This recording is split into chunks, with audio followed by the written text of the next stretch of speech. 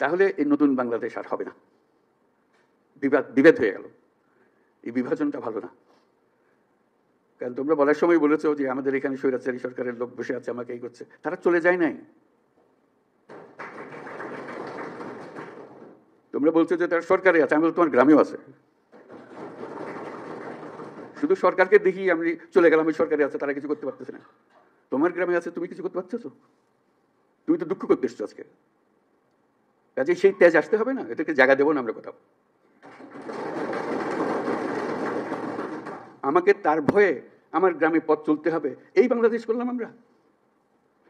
এই বাংলাদেশটা আমরা করি নাই। সে তার সমস্ত স্বভাব পরিবর্তন করে আমাদের সবার সঙ্গে মিশে যাবে, এটা হবে। কিন্তু তার স্বভাবে সে চলতে থাকবে আমার সামনে দিয়ে, আর আমি বলবো আমি নতুন বাংলাদেশ গড়ে ফেলেছি। হয় বললো না?